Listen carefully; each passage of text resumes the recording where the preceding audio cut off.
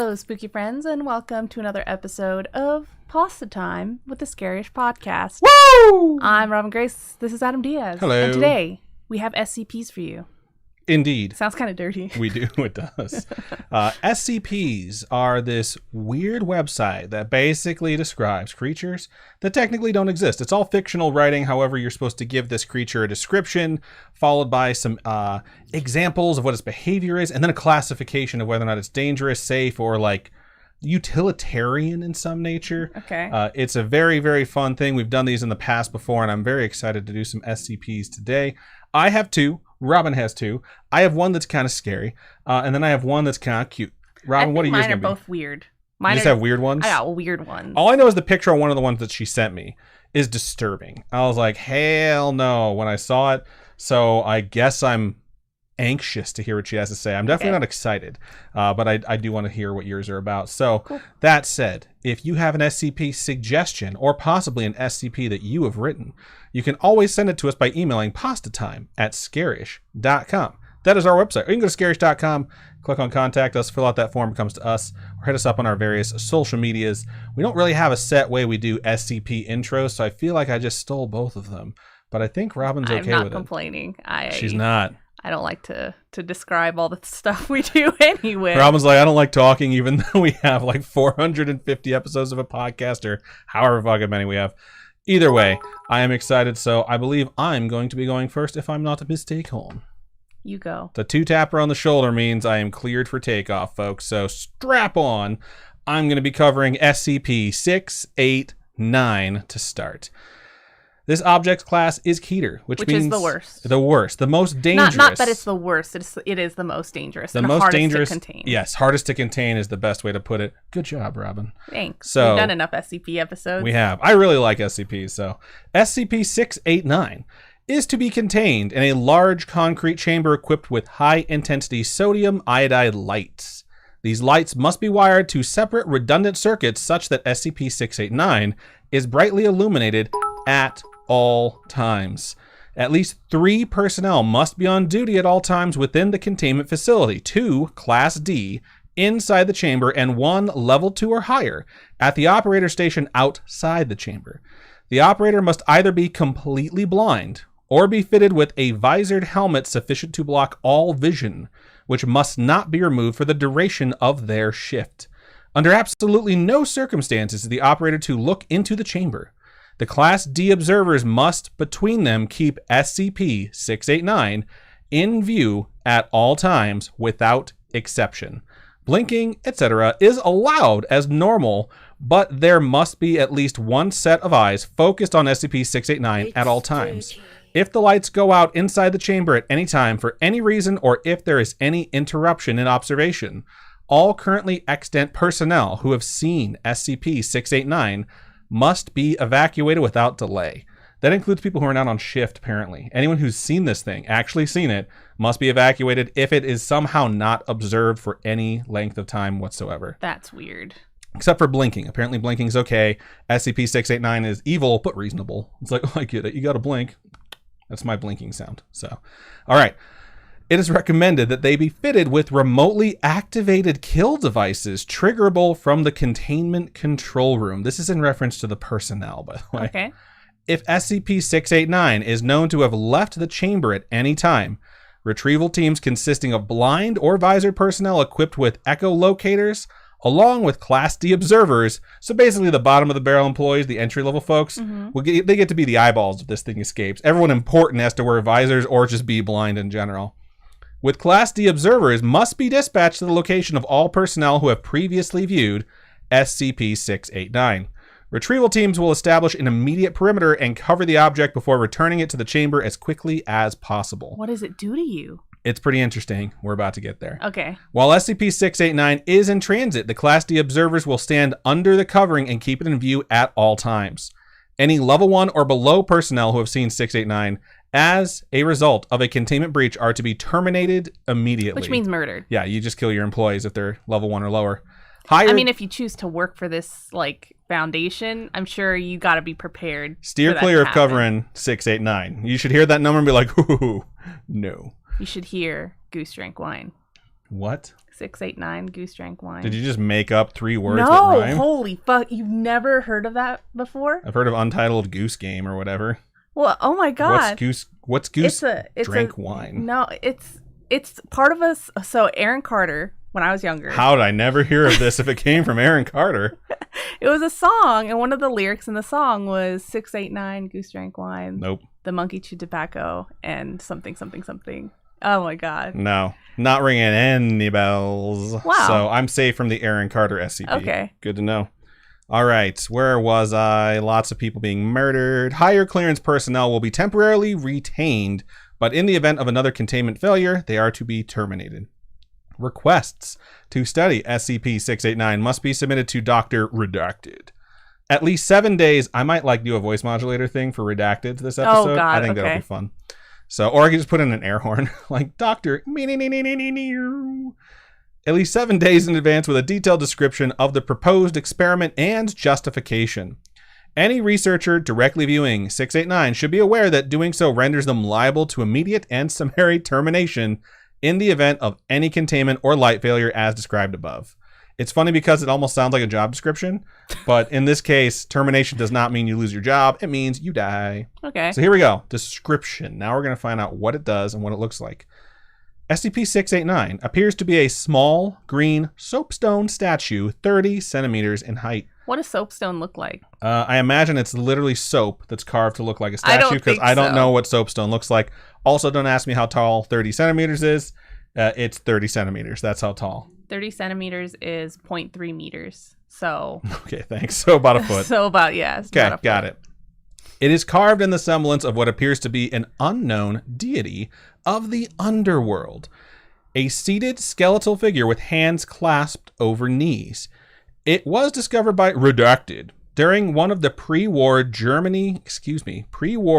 German archaeological expeditions in the Redacted area of India and obtained after the war by the OSS. Its location during the war is unknown. SCP-689 is completely inert for as long as it is being watched by at least one human being. Normal behaviors such as blinking do not appear to interrupt the quote-unquote watching for this purpose, but any lapse in attention, however momentary, renders the observer vulnerable. As soon as 689 is unobserved, it vanishes from its current location. Within 15 to 20 seconds, one person who has previously viewed SCP-689 dies instantaneously. So how do you know where he goes? You have to find the people who have seen it and then check and see if they're alive. That's why they say you have to hunt down and contain all the people who have viewed this thing, because one of them will be dead if it becomes unobserved. Every 20 seconds. And then when someone comes in to find it, it's like a plague. As long as they look at it, now they're the next person who could die. So because of that, you always have to keep it observed, or this chain reaction could basically continue on and on and on for anyone who has seen it. All right. All right, so someone dies instantaneously. SCP-689 reappearing on top of their remains. If no previous viewers are presently alive, it reappears in the same place as previous. Texts have established that this effect is not operative on non-humans, but that any human being who has ever directly viewed SCP-689 is potentially vulnerable. No consistent cause of death has been found, with autopsy results ranging from heart attacks and strokes to complete rupture of all internal organs. The mechanism by which the victim is selected is currently unknown, save that preference seems to be given to persons in crowds or otherwise surrounded by large numbers of people, presumably to increase the number of people viewing the statue. Recorded images of SCP-689 do not appear to have this property. So you can see a picture of it, but not be one of the murdered. Or whatever. Okay. Yep. So I don't think there's a picture on this, though. Due to the potential for a, quote, chain reaction, I don't know why they put that in quotes. Once SCP-689 is allowed to leave the chamber, it is considered absolutely critical that all personnel who have seen the object be terminated immediately on any lapse in observation. And there's an addendum, which is kind of fun. So 689-B, a proposed experiment with SCP-682. SCP-682 is this super deadly SCP who they have been trying to kill for a very long time because it's this like huge sentient reptile that like makes you go crazy or just rips you to pieces. Okay. So I'm not sure if we've actually covered it or not. I don't think That said, so. It's incredibly dangerous and they just want to kill it. So the first thing that it says on SCP-682's profile is like, to be terminated as soon as the method is found. So this is a proposed solution to SCP-682. Following the failure of other options and given the priority accorded to termination of SCP-682, doctors redacted, I don't think they're related, have proposed that SCP-682 be deliberately exposed to SCP-689, presumably followed by turning off the lights or a similar measure. SCP-689 staff caution that in the event of a deliberate observation failure, all personnel who have seen SCP-689 other than the intended target must be either terminated in advance, so you just kill off everyone who's ever worked with this thing or seen it, or placed in the containment chamber with the intended subject to ensure that the object does not escape containment. Given the apparently random nature of the selection process, it is also likely that multiple trials would be required before the target came under attack. Staff recommends that if such an option is activated, all Class D personnel be terminated in advance of the attempt to improve chances of success. It's nice to know that they have your best interest in mind at the SCP Foundation. They just want to murder you. Secure, contain, protect.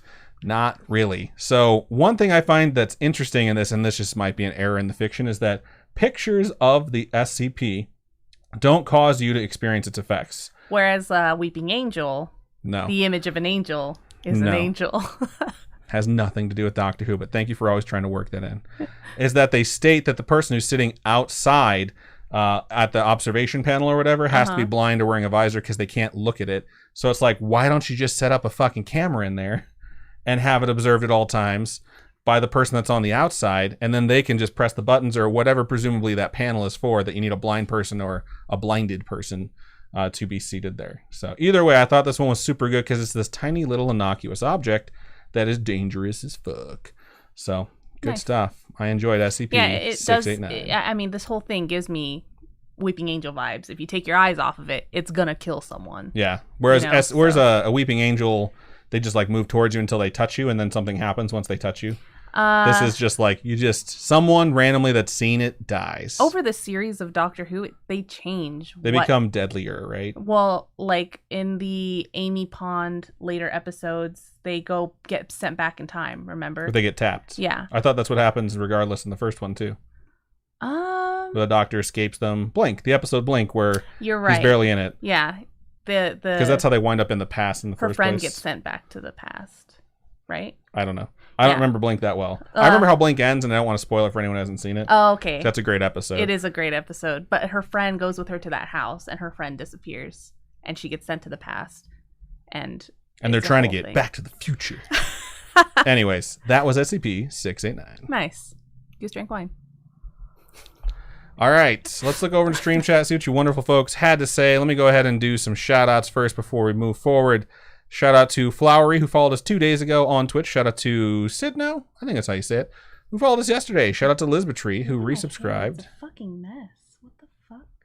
Shout out to Lisbetry, who resubscribed for the 4th month and said 4 months. Woo! I need to get my hair did. Shout out to Izzy Peach, who donated 300 bits. Shout out to Lisbetry, who donated 100 bits. I believe that brings our monthly September goal up to $6. I think it is $6. Cool. So, shout out to Enzo Matrix, who resubscribed for the 2nd month, says, thanks for all you do. Thank you. Thank we you appreciate for all that. you guys do. We really couldn't be sitting here doing this without all of you. Shout out to Izzy Peach, Lisbetry, Cursed Wolf, and Glitchgrim, who have all redeemed a drink. So, I'm going to be drinking, for the first time on stream, a Mother Earth Brewing Company Cali Creamin' Creamsicle. And I am very excited to drink this. One of my favorite streamers drinks these, and he absolutely loves them. I have this sangria. It's 13%. It's a lot. It's 13.9%. So that's 14%. How do I show this? 13. It's huge. It's a lot. It's a lot of booze. It's a lot of booze in this little bottle. It's not a ton of booze, but it's definitely very boozy. So. Oh yeah, when we were hanging out with Sam and Andrew, I had one of these and definitely got fucked up. She definitely got silly. So she's gonna take 4 drinks to start the show, and hopefully still be able to read her SCP after this. So good stuff. Let's go ahead and look into the stream chat. First person to join us was Lisbetry. Said, so excited for the live stream. Do you want me to do that for you? No. Okay. Got it. All right. Cool. Lisbetry says, so excited for the live stream. That was at like 620, so they're here extra early. Enzo Matrix has joined us, said hello, everybody. Shamasho has joined us as well. Vivian was over there on YouTube, but had to pop in and out. Glitch is also here along with ASB Bunny, Vet Tech Cut. I'm going to keep scrolling. Moon Prince has joined us as well. Why do you say her name like that? Because I don't want to say whatever I was saying last time. Vet Chat. Lisa over there on YouTube says, hello, everybody. Happy hump day. Happy hump day. Happy hump day. I've done no humping today. Better not have. All right. 911 Girl says, doing well. Thanks. Vet Tech Cat says, evening in Texas. Whoop, whoop. Keep scrolling. There was a lot of fighting going on. Did I tell you that my sister ended up on the news? Which one? My older sister, not my younger sister. You did not tell me that. You want to see? I'll show you a picture real quick. Okay, cool. Shout out to 911 Girl who just resubscribed. Says, love you both. Thank you so much. We love you too. And they've resubscribed for the 14th month. So many. Again, I keep scrolling. Elizabeth Tree says, aw, I missed your faces. That's very nice of you to say. Oh, wow. She looks like she's in a CSI episode. You know, she looks like she's from fucking Law and Order SVU or some shit. Like, look how badass she looks. She looks so cool. What happened? Look at her badge and everything. She's such a badass. Probably murder. Probably murder. No big deal. Her sister deals with actual true crime. She doesn't just research it on the fucking podcast. So, all right. Lizard Tree says, I learned about SCPs through Scaryish, and I love them. They are really, really fun. ASP Bunny says, I just go onto the list of them and one by one look at them. I like to Google lists and say, like, what's the scariest? Like, what's the biggest? What's the cutest? Which is where I got my next one, which also has crossover with SCP-689, which is pretty funny. 911 Girl says, you look so pretty, Robin. You too, Adam. Thank you. Appreciate that. MQI says, oh, so now I can get Twitch to work. LOL. Hi, everyone. I noticed that today, too, when I was going into my different streams that I watch. I was like, I'm not getting any of their stupid errors. I'm not getting kicked out for once. I wonder if they fixed something. And that said, we have like the lowest viewer count we've had over there in Twitch in like forever. Gonna keep scrolling. Glitch says, SCP-69 must be locked in a red room at all times with a piece of paper on the door. Reading hashtag no gag reflex. I am sorry. LOL. Wow. That is pretty good, though. ASP Bunny says, is this the shy guy? No, this was a different one. 30 centimeters. It's almost exactly a foot. Okay, there you go. Pretty good math there, Robin. Yeah. Robin's just like super down a Facebook hole right now or something. She's on her. I got my grade for my fucking laboratory report. And what does it say? She's being extra quiet today, too. Christine over there on Facebook says, what's up, bitches? Miss you. We miss you too. Just come back already. Kayla over there on Facebook says, hola, spooky people. Hola. Thank you for joining us. Lizardry says, I want that sangria. Captain Vega says, hello. What up, Captain Vega? Thank you for joining us. Maya says, hello. I'm going to listen to you while making stuff. Anaheim. What? It just says, while making stuff Anaheim peppers. Oh, stuffed Anaheim peppers. Got it. I'm dumb. Ace Bunny says, Robin, random question. Did you get the stickers I sent in the end? I have another lot if you're interested. I did not get any stickers, so I'm not sure what happened there. When's the last time we have checked the P.O. box? Ages ago. Okay, so we should probably check it and see if there's anything in there. What the fuck? Sorry, I'm trying to figure out this lab report problem. There's a huge problem with it, and I emailed my professor, and it says it got graded somehow. Fucking, I don't know. ASP Bunny put the link to the whole SCP list. It says don't spoil the pod for yourself. There's a bunch of different types of SCP lists that you can get into, too. You can break them down by category if you want. Captain Vega says, I'm playing D&D, which sounds super fun. Kind of jealous, so good stuff. You okay over there? I got a 94 out of 100. Fuck yeah. It was a really long lab report too. It was 17 pages. So what was the huge problem that you had with it? Because we use this program or this app called Turnitin, and what it does is it puts your report in there and tries to catch plagiarism. Okay, and so you put your report in there. It rates it against all these other reports that have been submitted and how similar yours is to other people. And the stupid thing about it is if you have the word "the" in certain places, for some reason, it's like plagiarism. It's plagiarism. Yeah. But it's a garbage program. But it was, so this submittal form was on our lab section and our class section. So I submitted it in both, but because I submitted my report in both, it turned the plagiarism percentage from like 27% to 100%. because it's my lab report, you know? Oh, I see what you're saying. So, yeah. But I got a 94 out of 100. And my grader said, "Thank you for the effort. You did a great job." Thank you. It's pretty good. All right. I feel like I've done all the interactions because Robin's been on her phone this whole time because we are caught up on chat. Glitch said noise in relation to your grade. Noise. ASP Bunny said, "I shall send more stickers then." Yay! I'm really sad that the first batch didn't come in, but hopefully if you do send more, they'll actually come in this time. My turn to read. ASP Bunny says, "We use Turnitin at University of Western Australia too." Lisa over there on YouTube. Turnitin is the stupidest shit. Lisa over there on YouTube says, "Go Robin, great Robin's job." like 94%. I know. For me, that's good. Okay. A lot of my for this particular class, I'm taking, what is it called? Unit Ops or whatever, the water course. And a lot of my group mates for my senior design project are like, I got like a 70 or something. You know what? Like a 70% because of how hard this professor grades these things. But you crushed it. But I fucking crushed it. All right. It also took me 3 days to do, but you know. But you did it and you crushed it. So we have 4 drinks to redeem. You don't need to chug that whole bottle or anything. It's only 4, no big deal. Yeah, it's good. So I'm 2 drinks in. I'll do my 3rd now. I gotta say, it's a really good beer. I really enjoy this. It does taste like a creamsicle, like exactly like a creamsicle. You can't really tell you're drinking alcohol, which is like what you want out of a beer if you want to get real fucked up, which I don't, but it's still nice. And it's 5%. It says "Love Your Mother." Does it? Right there. Burp. Can by Mother Earth Brewing Company. Then underneath it says "Love Your Mother." Cool. Fun stuff. So, shout out to Trunk. I was going to say Trunkster. I know what's wrong with my brain. Shout out to Trunkster. Watching too much Dragon Ball. Thank you. What's Trunkster? Trunk. Oh, maybe. That might be it. I did just rewatch DBZ Abridged from start to finish. God damn it, that's such a fucking masterpiece. If you've never seen DBZ Abridged, but you've seen DBZ, it is a fan-made parody where they redub everything, and in like 60 episodes, they go through the start of the series all the way through the Cell games to the end of the Cell saga, which I think is close to 200 episodes otherwise. And they're just so goddamn funny the whole time. So check it out. Do yourself a favor. Chunkster says, "I look like a snack. Problem is, look at this hair." Okay. There is is it this side? This side. This side? This side. It's the left side. There's a random hair hanging off here. Look how long this shit is. Look at it. Look at it. It doesn't make any sense. Why is this here? I don't know. You paid good money to get that haircut. What the fuck? And then look at the color. I need to go in and get my hair colored again because this is a fucking disaster. Your hair is also growing very fast. It is growing very, very fast. But I'm going to cosplay. I've decided I'm going to cosplay as Draken from Tokyo Revengers, so I have to bleach my hair anyway. So the whole thing's going to get bleached. I didn't know Tokyo Revengers had a dragon. That sounds cool. Draken, yeah. Sounds awesome. Yeah, except I'm not going to shave my head. Okay. All right, I'm going to get to my first SCP here. Cool.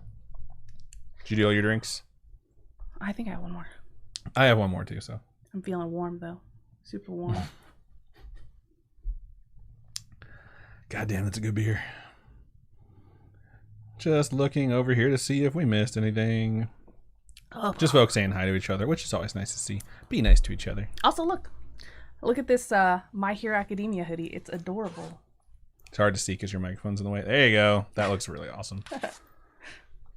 It's cute. And it was $10. That's the best part. That is really good. $10. It's very cheap. I have Blue Orchid stuck in my head right now, so I apologize if I keep humming that. It's just going to happen. All right, I'm going to mark it, and you can start on your thing. All right. So I'm going to get into my first SCP of this episode, and I'm going to go with a great year. SCP 1994. I was going to say, I was 9 years old in 1994. I don't remember much except... I was 5. I think Forrest Gump came out that year. I think. No. But again, I'm not sure. Did it? Might have been 96. Get 94 and 96 confused a lot. So. Nice. All right. Nice. So I'm going to first get into the description of what this is. Oh, you're doing it backwards. Okay. Interesting. Yeah. Because of the way they wrote this, it's just, I feel more comfortable describing it and then stuff like that. Because I don't want to start with how to contain it. You don't even know what it is yet, right? So we're going to start with description. So, SCP-1994 is a general designation for a set of phenomena discovered in the dental laboratory of a Dr. Razmin Yelkov. So, the first incident here, it is SCP-1994-1 is a serum developed by Dr. Yelkov in 1958. Doesn't seem that long ago. Not too scary, right? If it were like made like forever ago, I'd be more scared, I think, because things get worse with time, right? Okay. I don't know. Chemical analysis of SCP-1994-1 has returned conflicting results, with certain samples exhibiting higher levels of sodium monofluorophosphate and others with higher levels of hexafluorosilicic acid, along with other non-specific chemical structures.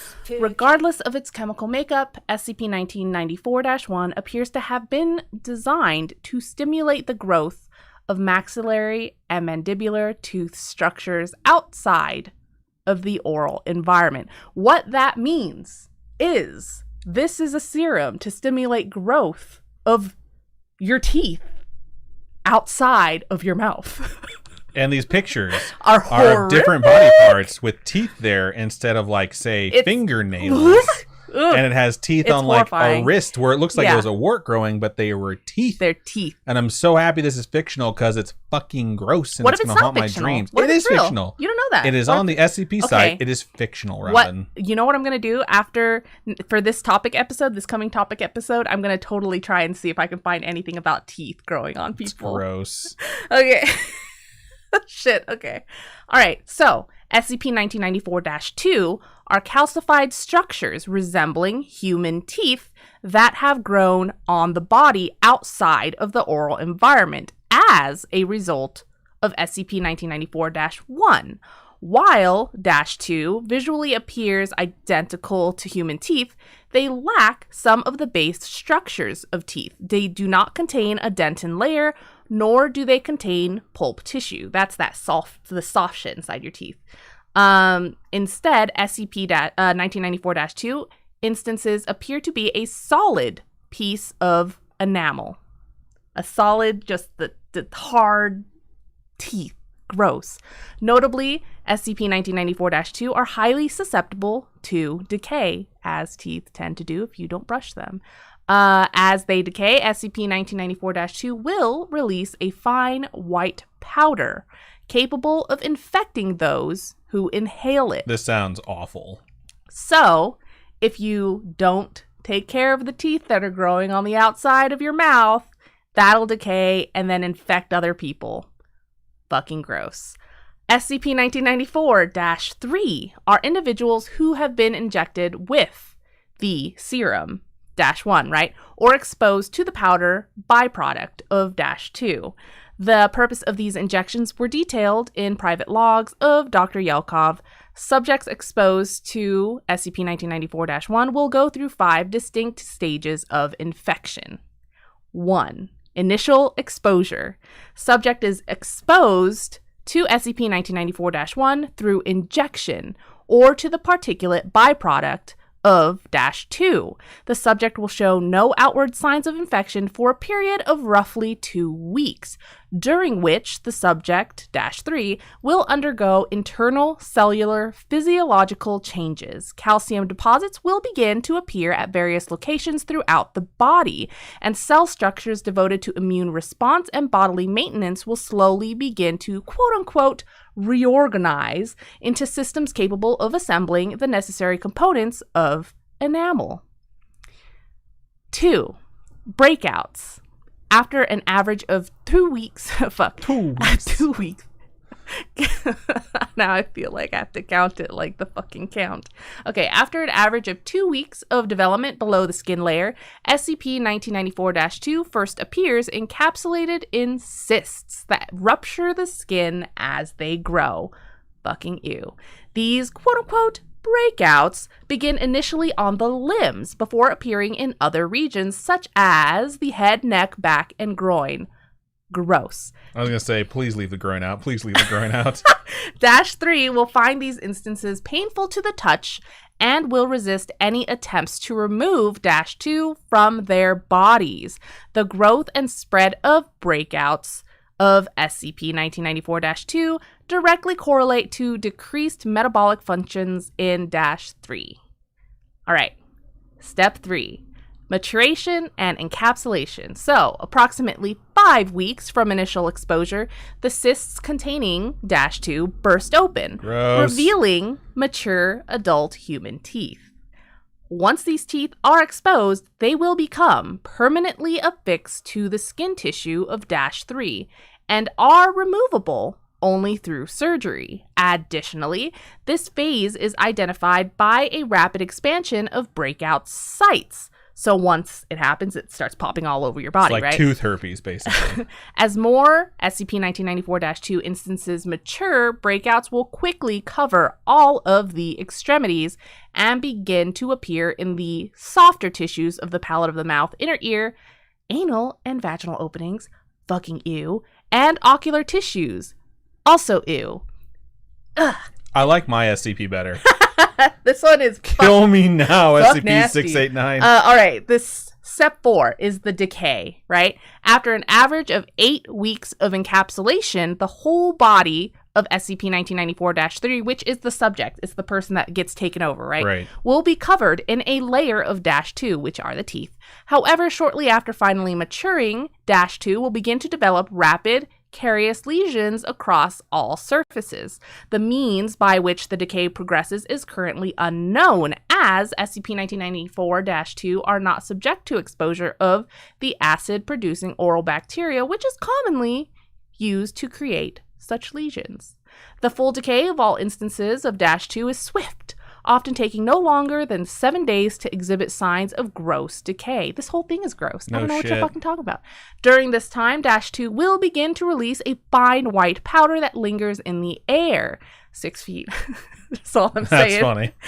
The effects of which have been detailed above. Yes, you will catch it.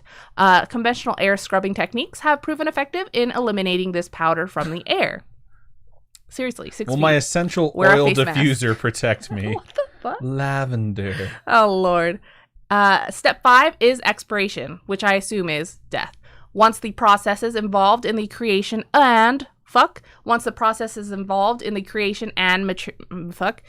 maturation of SCP-1994-2 have run their course, and the body of SCP-1994-3, the subject, is completely covered in a full rot, the subject will shortly thereafter expire. Because of the high volume of decayed tissue covering the body, the weakened state of the immune system, and the incapacity to ingest any form of nutrition, either through the skin or through the mouth, because you have teeth all over your fucking body, subjects invariably die after roughly 2 weeks of full decay. The corpse of -3, which is the subject, must be incinerated to remove any lingering particulate matter from -2. Oh, if I have these things, I'm jumping straight into that incinerator. Skipping some steps here. So, for the discovery of this thing, right? The whole of SCP-1994 was discovered during a joint effort by Foundation agents and GRU Division P operatives in redacted USSR in 1959. At the time of recovery, 9 instances of -3, which are subjects that are covered in teeth, were discovered, with 7 having previously expired due to the effects of their condition, and 2 actively undergoing decay. I hope they wore some bodysuits to make sure they didn't get sick. Dr. Yelkov was not found, although a large portion of his notes and journals were recovered.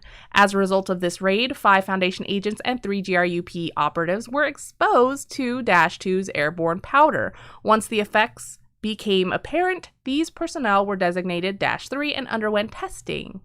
It became apparent during classification of recovered research materials that many instances of 1994-2 and 1994-1 had been moved to their other unknown locations. So obviously, this is class Keter because it is incredibly dangerous and fucking gross. But yeah, obviously, to contain this, you gotta set the bodies on fire, right? There's obviously going to be monitoring around them. All recovered units of SCP-1994-1 are to be contained in a maximum security containment locker, and is currently considered uncontained because it could still be out there. It's a serum, so it's like you could just have it in your pocket, right, and just shoot people up with it. Bam, this is bam, like bam. the super soldier serum, except not at all, except that it's a serum. That's all. Yeah, so any remains of subjects that have been infected with this SCP are to be maintained, and then they're put in vaults, high volume air scrubbing systems. They're just taken care of to make sure that it doesn't spread. And yeah, so that's SCP-1994. Gross. It's fuck gross. I don't know why you picked it. Because it's great. It's disgusting. It's fucking great. It's yuck. It's a bucket of fucking yuck. It's so nasty, dude. Fuck nasty. Yeah, it's that's why I chose it though. I saw the teeth thing and I was like, hell yeah. This one is disgusting. I'm gonna write my own. It's gonna be super similar, but it's gonna be dicks. People grow dicks all over them. And I don't know what else I'm gonna come up with. But it's fucking not as gross as this. That's all I'm saying. Yeah, teeth freak me out. Just saying. Teeth just, this is a gross one. Let's move on. 1994 was a better year. It deserved more than this. So, good stuff. Thank you, Robin, for bringing that one up. Teeth. Ew. Let's look over in the stream chat, see what you folks had to say. I saw some chat going by during that. Also, yuck. People talking about tumors growing teeth and shit. Ew. The thing, some people, right, have twins, you know, and sometimes those twins don't grow, but they grow, like they grow teeth and stuff. That material, that organic material has the like DNA or whatever in it that it grows fucking teeth. It's weird. I don't know. And I think those are like the tumors with teeth and stuff. I don't know. Well, there's a lot of talk about it here, so let's strap on. Chunkster says, nice, I have the blue one from MHA. Yeah, we were at the convention in Sacramento, and we were all cold because the air conditioner was blowing like a freaking hurricane in there. I was in heaven aside from having to hold all the things. And so, the other three of us were freezing, and I think me and Jen went to walk around, and we came across this booth that had these jackets for fucking $10. So we all bought one to have matching jackets for the weekend, right? It was cute, but they all bought one. Oh yeah, there were no sizes for me, so nope. It's a bummer. All right, Glitch said, y'all remember 1994, right? ASB Bunny said, I was born. Chunks said, I was 2 to 3. Nice. Glitch says, I was 7. Captain Vegas says, I was 4. Laura Ann says, I was like 6. I hate all of you. Let me go ahead and give some shout outs really fast since a lot of them came through while we were reading that. Shout out to Laura Ann, who resubscribed for the 24th month. Said, yay, 24 months, Chunkster. Redeemed a drink. Snark just resubscribed for the 31st month. Said, hi, y'all. What up, Snark? Thank you for I didn't joining even us. see 911 Girls. Love you. I literally read it. I didn't. I'm sorry. I read love you both, and I said, we love you too, and then you didn't say a word. Yes, we do love you.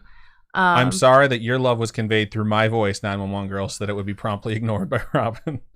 All right, gonna keep scrolling. Chunk says, I don't think I ever had chicken pox if I think about it. I definitely did. Glitch says, wow, this is weird. I kind of like it, LOL. And then Glitch said, tumors can grow teeth. Elizabeth Tree says, makes me think of that weird tooth tattoo trend that was going on a few years ago. I don't recall that, and I'm happy I don't. Captain Vegas said, dude, the tumors that grow teeth are so gross. Enzo Matrix asks an excellent question. They said, what's the September goal again? We had discussed a goal that we decided we were just going to do, which was the pumpkin carving contest. Yes, so but if you would like to chip in for the September goal and help us buy pumpkins, because going to the pumpkin patch and picking a pumpkin is fucking expensive. Not to mention that if we do pretty well in the September goal, we might include more people than just the two of us. Well, from the Spooky maybe we'll fam. Do a sexy photo shoot of Adam at the pumpkin patch. That's not happening at all. I was thinking maybe we could have Spooky Sis or Spooky Mom or 911 Girl or someone else participate in the pumpkin carving contest. But that's just me shooting from the hip. But again, right off your dome. If we're going to be sponsoring it for the show, then we're definitely going to have something from the goal. And right now it's at like $6 reduce. All right. Liz True says, there are tumors that grow teeth. Glitch Grim said, right, I bet you have seen stuff to Captain Fake Eye. They're called teratomas, is what Captain Fake Eye says.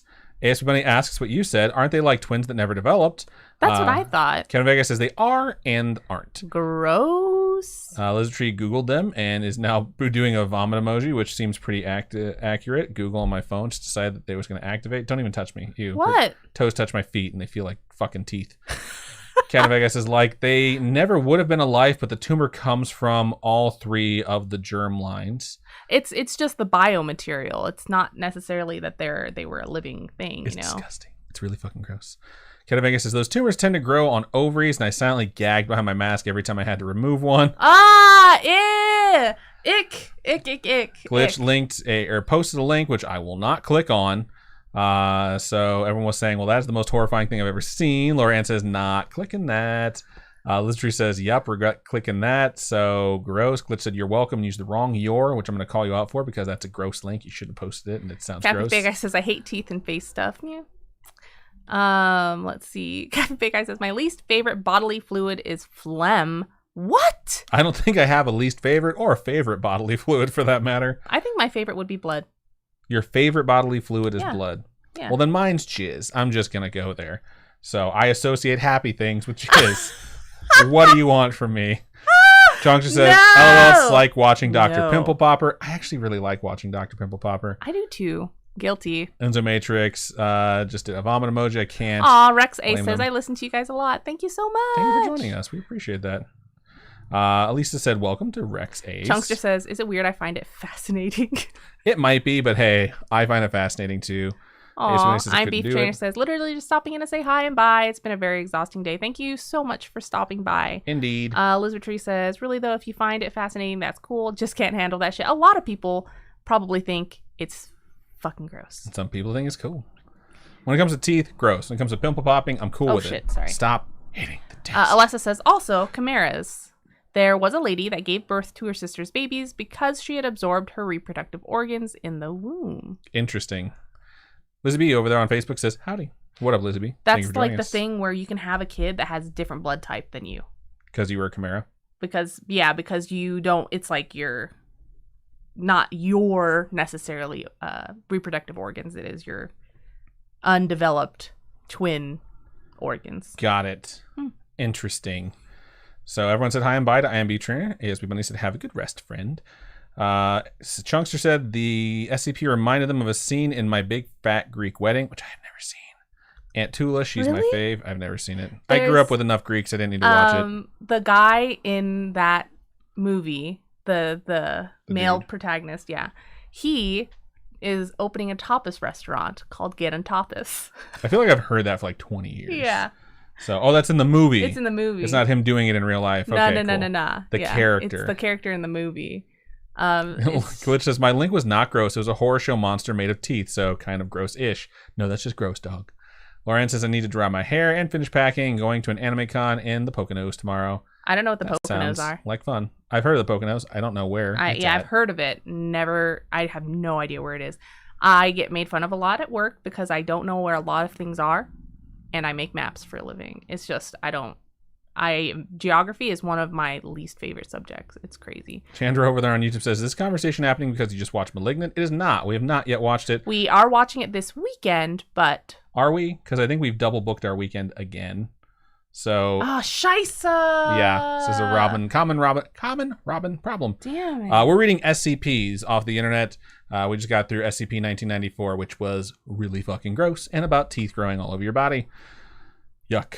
Laura Ann says Pocono Mountains in Pennsylvania. All right. Somebody's asking for a message to get approved, so I think it might have got caught by some sort of filter. Glitch Grim is not at their PC, so that is unfortunate. Somebody says probably saved me some shame, which is hilarious. Literally says, I know where the Poconos are because of The Office. We had a friend that was driving through Pennsylvania, and they had to go to the Scranton. place. Yeah, just for The Office. Yeah. Which is so funny. I love The Office, but not that much. Indeed. All right. So before we move on, I'm going to go ahead and run a quick commercial break over there on Twitch. I have a drink that I have to take too. So while you do that, I'll do that. And if you are a subscriber over there on Twitch, you do not have to worry about getting the ad. You are exempt from it. Also, if you're on YouTube or Facebook, you will not get the ad. You'll just be hanging out with us for 60 seconds. And it starts now. Going to let that little ad run. collect a few pennies in revenue, and most importantly, mark the recording with a spot of dead air so that I know where to go ahead and place the ad when I edit it the other way. Stop talking then? No, I already did the dead air. Oh. That's why I waited to do it until you drank, so you wouldn't ruin it, like you always do. Enzomatrix says, watch TikTok of a guy who wants to go to a con for the whole event, dressed as a scientist with his daughter and his dog, then on the last day, show up with a dog wearing a wig. That's funny. That's fucked up. Chunk says, that High Noon you're drinking, Adam? No, it is Cali Creamin' creamsicle flavor, and it is super good. AS says, my message was about semen and how it's not easy to wash off, LOL. That would be correct. I like how you spelled C and then men to get your message through this time. Which says I have no comment. Fuck you. You guys. It's my favorite superhero. Seaman. I don't know if you've ever seen the Super Best Friends episode of South Park. Nah. It's really fucking funny. So let's see how that ad's doing over there on Twitch, running all by itself, all by its lonesome. All by myself. It's done. All right, so we can go ahead and move into the Captain next. Pink, I redeemed a high five. High five. Don't hurt me. You're horrible at high fives all of a sudden. You just want to slap me really hard. Ouch, okay, that one was the worst. 3 awful high fives is my limit. Mike over there on YouTube also redeemed a drink. Jesus Christ. Mike over there on YouTube says, hot take on the 9/11 parade float from Valpo that became national news. I will say this. We try and keep politics completely free and clear from our show. However, Valparaiso, Indiana is where I'm from. There was a float during the Popcorn Festival, which is meant to honor Orville Redenbacher because he is from Valparaiso, Indiana. It was done on 9/11, and there was a float that came by with 2 towers. 9/11. That float is not political. It doesn't have anything to do with politics. It is. That's why I was explaining it when you interrupted me. But thanks. It's tasteless. Yeah. So let me describe it before I just judge it. So it was the 2 twin towers and holes in the side of them, and then they decided to hook up a smoke machine for the old razzle dazzle, so that the towers would be smoking and there would be smoke pouring out of the holes. They literally had planes stuck into the towers. Yeah. It was. What the fuck? It was shocking to me that at no point did someone say, is this a good idea? Rather than someone saying, hey, what do you think about a smoke machine? Because you know that fucking phrase came up, but not, is this a good idea? There is so much else you could have done. And they had, one thing that's being left out for the most part is the fact that they had this big section that had all the names of the people who passed away on 9/11.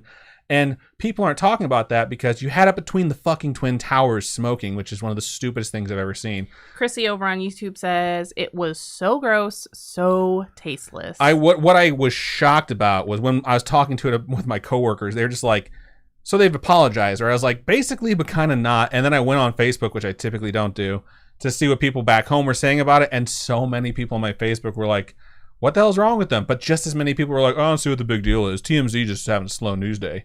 And they got picked up by like 7 other fucking publications.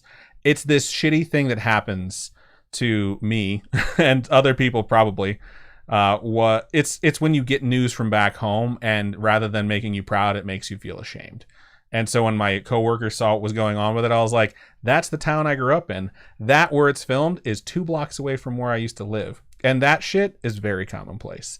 That lapse in judgment where you don't realize like how disgusting you're being and trying to do something nice, having, I guess, good intentions, and having something so fucking just repulsive come out when you could have done anything that would have been better. Like literally just having the twin towers there and that's saying never forget or something like that. That's what everyone usually does, is they just do the silhouettes. Would have been different. Yeah, it's ugh. But no, they had to have holes and planes and explosions and fucking smoke effects. It's just absolutely mind-blowingly dumb. So there's my hot take on it. Hope you enjoyed it. Mike says, best comment I saw was this, and I haven't seen it yet because it hasn't come across. Christy says, what's more shocking are the comments on TikTok supporting it. Yeah, people are out there saying, like, there's nothing wrong with this. Like, yeah, there kind of is. It's just fucking dumb. It's just super, super, super dumb. So Alessa on YouTube says, this is the first year that I really delved into 9/11 and watched all the documentaries and recordings. I spent the whole weekend crying.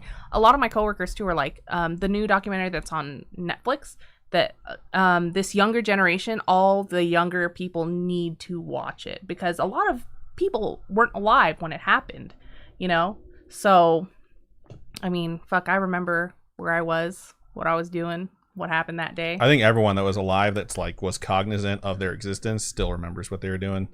Chandra said, best comment was this would be like crashing a remote controlled helicopter at center court before a Laker game to honor Kobe Bryant. Yeah. Yeah, it's like, Yep. do you really need to relive the trauma and show people how awful something was in order to honor someone? That's Absolutely fucking not. Yeah. So. All right. I'm going to go into my topic now. It's mine. Oh. You just read your gross tooth monster. Oh, yeah, that's right. I want to read another gross one. All right. No. Is your other one gross too? Because I'll fucking say it's 3 SCPs and we're done tonight. No. So, all right. I'm going to mark it and move us into the next one. All right. So I'm going to move into the next SCP of the show. And this one is SCP-131. And this one is my cute one. I'm pretty happy I'm doing this one after Robin's super fucking gross one. Yuck. Again. It's not that yuck. SCP-131's object class is safe. Special containment procedures, which I start with because I go in the proper order. No special safety procedures are to be taken with SCP-131 and SCP-131-B. There's 2 of these things. They are free to travel about Site-19, which is basically the site where the SCP Foundation is, so long as they do not attempt to enter any restricted areas or attempt to leave the facility. They look cute. Casual contact with the subjects is permitted, but it is recommended that such contact be kept to a minimum to prevent the creatures from forming an attachment to personnel. Hourly tabs are to be kept on the subject at all times. Failure to account for their presence at these times constitutes a Level 1 lockdown. Any report of abuse or mistreatment of the subjects will result in a harsh reprimand. So here's your description of these creatures. SCP-131-A and B, affectionately nicknamed iPods, EYE pods, by personnel, are a pair of teardrop-shaped creatures, roughly 30 centimeters again. 1 foot? Except this one says in parentheses, 1 foot, in height. Thank you. With a single blue eye in the middle of their bodies. So they basically look like these beautifully colored teardrops, or earbuds, if you will, with an eye there that is a very pretty blue. So now that you know that, they let you know SCP-131-A is a burnt orange color, while SCP-131-B is a mustard yellow. At the base of each creature is a wheel-like protrusion which allows for locomotion, suggesting that the creatures may be biomechanical in origin. The subjects can move surprisingly fast, covering 60 meters, or 200 feet, in a matter of seconds. The subjects, however, lack a braking system, which has led to some rather spectacular, if not overly amusing, mishaps involving the creatures. Subjects have also shown the ability to climb sheer surfaces and have also gotten lost in the air vents on more than one occasion. The subjects seem to have the intelligence of common house cats and are insatiably curious. Most of the time, they simply roll around the facility, observing personnel at work and catching peeks of other safe-class SCPs. It's cute. The subjects seem to be able to communicate with each other via an untranslatable high-pitched babbling, which just reminds me of R2-D2. The subjects have never been observed to blink, even in laboratories when the subjects have been videotaped for over 18 consecutive hours. The subjects seem to respond well to any affection given to them and will quickly bond to the giver of said affection, much in the same way a puppy bonds with a human being. They will follow anyone or anything they've made a bond with anywhere, even into normally restricted areas. That's where they get in trouble. Although curious, the subjects can sense danger in their general vicinity, and if the object of their bond begins to approach something they register as dangerous, either Euclid or Keter class objects, they will swarm around their bonded companion's feet or appropriate extremities while babbling in a panicked tone as if to warn them. I imagine this sounds like, hey, listen, but in their speak. Because of the daily dangers faced by Site-19 staff in dealing with Euclid and Keter class objects, it is recommended that staff avoid making attempts to bond with the subjects as it can pose a distraction during delicate operations, and experiments may pose a danger to the subjects themselves. If the subjects are ignored by their bonded target long enough, they will eventually lose interest and return to their normal activities. I would want to love it forever. It should be noted that the subjects require no real care or maintenance from the site staff. They do not eat, leave droppings, or even sleep. It would seem that the only sustenance they require is visual stimulation, although this requires further study to verify. Subjects SCP-131-A and B were found in a cornfield outside Redacted in the year 19 Redacted. They were promptly transported to Site-19 via data expunged, which is new. That's just like another word for fucking redacted. And were then downgraded to safe class and given free reign of the site once it became clear they were not broadcasting what they saw to any hostile foreign powers. This one has an addendum, and it is an addendum regarding SCP-173. During an incident that took place on date redacted, The subjects followed one of the cleaning staff on routine cleaning of the container of SCP-173. Which is? My first one. Oh, shit. Okay. The one where you have to look at it at all times. All right. After their normal attempts, I'm pretty sure it's my first one. Let me make sure. Beep. Nope. No, the off. other one was 689. Goose Shit, Drink you're Wine. right. Fuck. Oh, I fucked this up. Oh, no. This is fucking bad. Hang on. No one move. Everyone stay still. No one move. All right. Okay, cool. Ah, ew, that thing's gross. Yeah, the other one's gross, which is why I didn't pick it. SCP-173 is another SCP that's just like the one that I covered, SCP-689. All right. All right, so after their normal attempts to warn the cleaner of the danger were ignored, the creatures rushed into the container in front of him and the other 2 personnel on duty. Once inside, the staff members observed the subject sitting in front of SCP-173 and watching it intently as if aware that it could only move if unobserved. The cleaners ignored the presence of the subjects and continued with the bi-weekly cleaning as per standard procedures. When the cleaning crew left, the subjects did as well, rolling backwards slowly and never taking their eyes off of SCP-173. Current applications of SCP-131-A and B as quote-unquote wardens for SCP-173 and perhaps other SCP which require constant observation, such as 689, are being considered. So it's basically your little buddy, and it can also help you with your job if you know how to utilize it properly, but don't trip over it because you will probably die. Nice. I like tossing in the cute ones because people put as much effort into the cute ones as they do the creepy ones, and instead of being fucking grossed out because of teeth, you can just be like, oh, it's a little teardrop buddy. Sounds like teeth are a you problem. What? Sounds of teeth? Sounds like teeth are a you problem. Oh, that sentence doesn't make any sense to me, so. I don't mind the teeth. It's just grammatically incorrect. It's just gross. Sounds like it's a you problem, I think is what you're trying to say to me. That's what I just regarding my said. like phobia of your tooth monster thing, but I'm fine with it. Let's just move on because it's going to haunt my dreams anyway, so why give it any more time in my waking hours? I haunt your dreams. You do haunt my dreams. Stop touching me. All right, and that was SCP, whatever it was. 131. That's it. Holy fuck. Well, maybe if you didn't fucking interrupt me all the goddamn time to bring up your stupid, creepy SCPs. You didn't even know what your first one was. So you couldn't 689, remember. I remember that. Duh. Jeez, Robin, read a book. Shut the fuck up. All right, I'm marking it. Let's move over into stream chat, see what you wonderful folks had to say. Shout out to Ghost Dunk for resubscribing for the 26th month. Said, LOL, when Robin mashes your face, her arm looks super short. When she does it, I'm always like, take my good arm. Because that's kind of how it looks. All right, Glitch Grim redeemed a high 5, and Nefcore redeemed a drink, and Captain Fake Eye redeemed a high 5. I don't know if we did all those, but they all happened at like the same time 11 minutes ago. So 1, there's 2. It's terrible. It's like you're just punching my hand. There you go. Oh, my ear's ringing though. And my drink.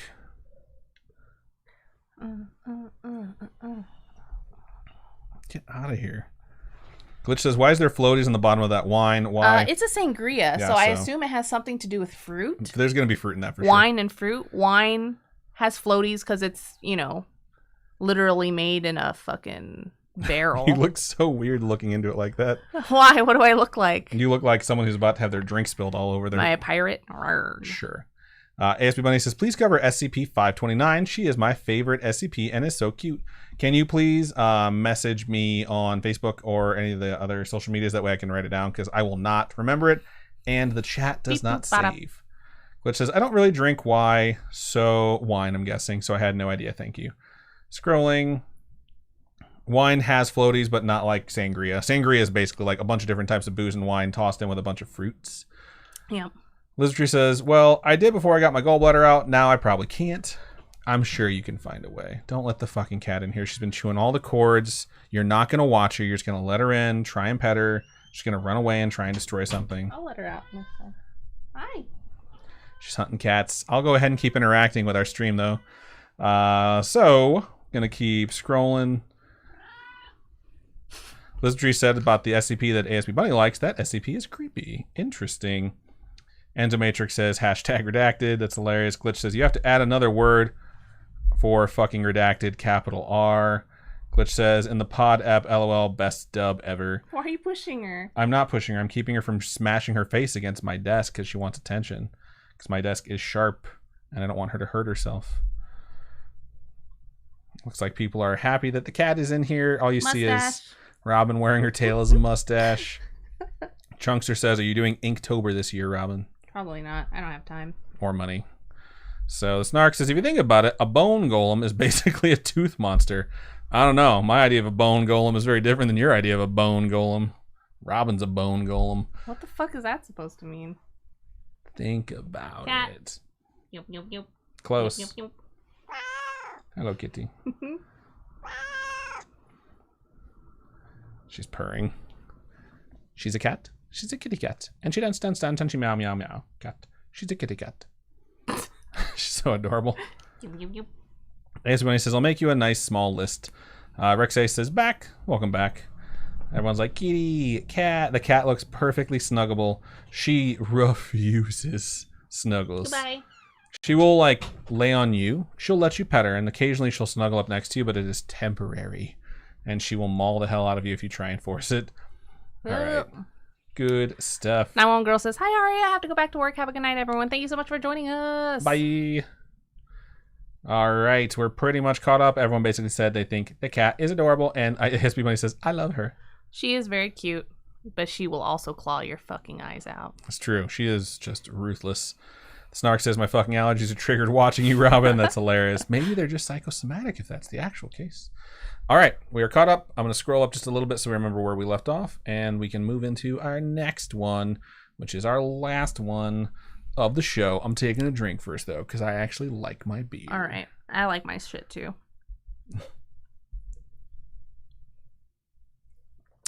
Hold on. I got a cat hair in my nose. You earned it. That's for sure. Okay. All right. Gotta say, the viewer numbers are a little bit low tonight. It's making me a little bit sad. We don't really talk about it typically, but I can typically pay attention to what we're floating around. We typically stay around, I said typically like 40 times too. We typically stay between like 30 and 40, which is pretty good. We're at 22 right now. We've gotten up to 28, 31, but it's fluctuating quite a bit. So maybe it's just because Robin hasn't read much stream chat and people don't like me. That's where my head has gone. So I'm just going to latch onto that forever now. So get your fucking finger out of my mouth. You going to read your thing or what? Yeah. Give us that wonderful last SCP of the night transition. Alrighty then. Okay, so my final SCP for this particular episode is SCP-2030. Good year. Hopefully it's a good year. Fingers crossed. And the description of this SCP is an anomalous phenomenon that manifests as a television series, the medium through which SCP-2030 manifests changes depending on the most popular format currently in use. As of 2014, SCP-2030 most commonly inserts itself into automated DVD rental kiosks, file sharing websites, and paid on-demand video streaming services. Prior to 2012, SCP-2030 commonly manifested as a DVD set in video rental stores and as VHS tapes prior to Jesus Christ. Prior to 2003. Thus far, no reliable evidence that SCP-2030 manifestations took place prior to the year 1993 have been discovered. I was going to say, what about when it was just books? However, 38 seasons of programming are known to exist, implying that SCP-2030 has been active to some degree since 1976. The series title typically appears as Laugh is Fun, although variations on this name such as Laugh is Life or Laugh is Laugh are not uncommon. Or what is the Live, Laugh, Love? Live, Laugh, Love. The series has no... I have cat hair in my mouth, sorry. Hashtag worth it. The series has no... I hope you fucking have a hairball. Cough it up live on air, Robin. Do it. Fuck. Worth it. The series has no corresponding box art. It mimics art from other television series, often causing viewers to select it, mistaking it for other programs. The show is a hidden camera comedy series, showcasing the candid responses of various people to bizarre, disturbing, and often anomalous situations. Episodes usually run between 10 and 12 minutes and feature introductory and closing segments that bookend the hidden camera footage. No episode to date has had an end credit roll. SCP-2030-1 is presumably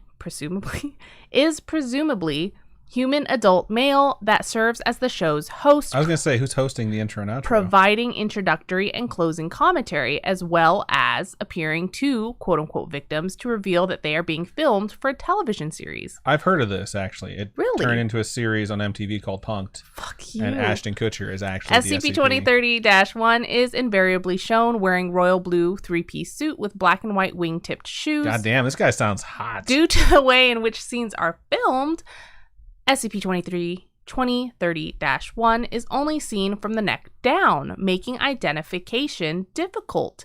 It refers to itself as Laffy McLafferson. They really put some thought into that name. Individuals appearing on the show often react to the events that they witness with panic or distress, but appear immediately calmed upon the appearance of SCP-2030-1. His name is Laffy McLafferson. Jesus. This is true even when the individual in question has sustained significant bodily harm or witnessed a particularly traumatic event. Additionally, most recorded individuals seem to express some degree of familiarity with SCP-2030-1, with some claiming to be fans of the show. Research into whether SCP-2030 uses its viewership as its victim selection pool is ongoing. Episodes follow a particular theme that each prank segment alludes to. Dash 1 introduces these themes at the beginning of each episode in an as-of-yet unidentified film studio whilst standing atop a bright yellow stage decorated with oversized geometric shapes of various colors. Episode themes vary from the mundane, such as the beach, pets, and candy, to the strange and violent, such as mail fraud, arson, and terrorism. Dash 1 delivers a similar speech at the end of each program to close out the show. You know, this started existing again after Punk'd was canceled, and it's called Tosh.0. Fucking Jesus. I hate you. At the end of each episode, the camera pulls back and around from 2030-1's stage to show the studio audience, which usually comprises the individuals featured in that episode. During this time, the words "filmed" in front of a studio audience created in partnership with YWTGTHFT are superimposed over the footage in white text, which is ironic because the text on here is red. Research into the identities... Is that irony? No, it's just funny. Research into the identities of the people featured in the show's prank segments has revealed that they are all persons who were officially documented as having died or gone missing in the year they appeared on the program. Thorough investigations into the deaths of SCP-2030 participants have revealed a number of inconsistencies and contradictions in matters concerning the circumstances of the deaths. Additionally, exhumations of the individuals' remains have revealed that all recorded participants' bodies are currently fucking missing. The general consensus among researchers assigned to SCP-2030 is that victims are likely abducted after their use in the show, with their disappearances covered up when possible. However, no concrete evidence connecting the individuals' deaths with 2030, besides the show's footage, has yet to be found. This is a transcript. There's a little addendum, little tidbitty after. It says the following is a transcription of a typical speech delivered by SCP-2030-1 during one of the show's closing segments. This is in season 32 in 2008. The episode theme was printers. The transcription goes, "Ha! What a ride, eh, folks? We've seen printers that eat, eaters that print, and everything in between. Makes you appreciate the old clunker you have back at the office, doesn't it? No, printers may not always work when you want or need them to, but they sure make for some excellent comedy. And that's what we're about here. Comedy. We're here to make you laugh. We hope you laughed. Thank you for laughing with us. That's what we're about here, doesn't it, folks? Come laugh with us again next time. And remember, laugh is fun. Good night, and laugh and just laugh. We love to make you laugh. Make more for laughter, so as to for laugh with us, one of us. No, it just keeps going, laugh with us. Laugh and let us in. Note, video cuts off abruptly and a black screen is displayed for 30 seconds. Laughter and soft, wet noises can be heard in the background before the program ends. Yuck. Fucking you. Special containment procedures. Foundation-operated web analysis bot Delta 09, quote-unquote, laugh stop, is to be kept in constant operation and checked for defects twice a day by a level 2 staff member familiar with this operation.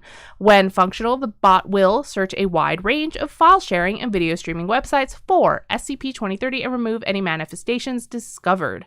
Finding and isolating 2030's point of origin is considered a Delta level priority. Efforts to locate the studio where SCP-2030 is filmed are ongoing. This is obviously object class Keter, so it's dangerous because they don't know where it's coming from, and people keep going missing or murdered. I assume the wet sounds are blatant sounds of murder. I figure they're just like eating fried chicken or something that makes you salivate a lot. Fuck, fried chicken sounds so good though. It does.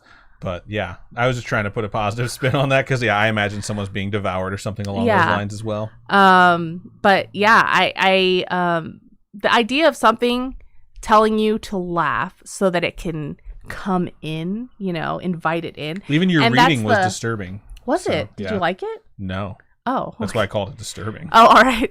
Yeah, because like that whole idea where they are trying to discover whether or not the audiences get pulled in and are their next victims. You know what I mean? And they're still researching that. That's what it says. Well, didn't they say that the audiences are always the people who are in the episodes? They turn around and say it's the studio audience, and the studio audience are the people that have been the victims in that episode. Right. So you should also note that you usually say at the end of a program, filmed in front of a live studio audience, and they just say filmed in front of a studio audience. I feel like they deliberately left out the word live because they're dead.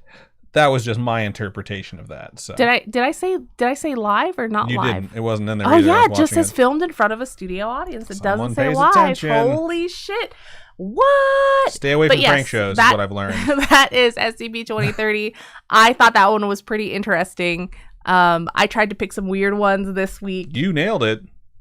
Thanks. Teeth and prank shows. So yeah, pretty. The teeth one is the most disturbing of all those. That one was pretty gross, but either way, good stuff, Robin. Thank you. I appreciate you.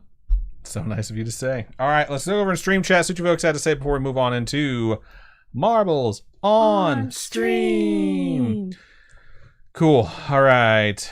Scrolling. Everybody says, I love her so much I'm crying. Something is wrong with me. Scrolling. Now one girl said thank you before disappearing. Not disappearing, going back to work. Elizabeth Tree says the snark regarding the allergies getting triggered. I second that. Enzo said, sad, such a short stream. It's really not because we still have marbles to go, and we typically try and finish up right at 8.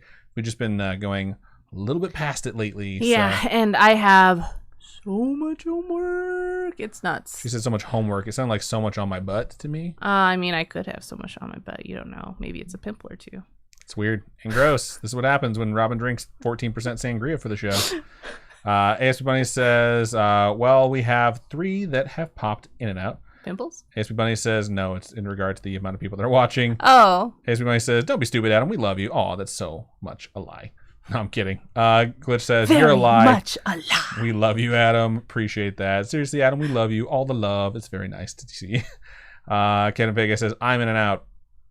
I fucking love In-N-Out. She had In-N-Out for lunch today. I did jealous. have In-N-Out for lunch. It was really good. I had a protein style, so no bun, save the calories on the bread, no soda. I fucking drank my own tumbler full of water. It was great. I tried to save as many calories where I could, right? Good job. Thank you. Captain Vega says something that I'm sure Robin says to herself every morning when she wakes up, which is, why do we love Adam? Because you're such a cutie patootie with a nice squeezable booty. Appreciate that. Elisa says, I was just talking to my husband this week about how much I miss Blockbuster and Hollywood Video. Yo, the thing about Blockbuster is my mom used to take us there almost every single week.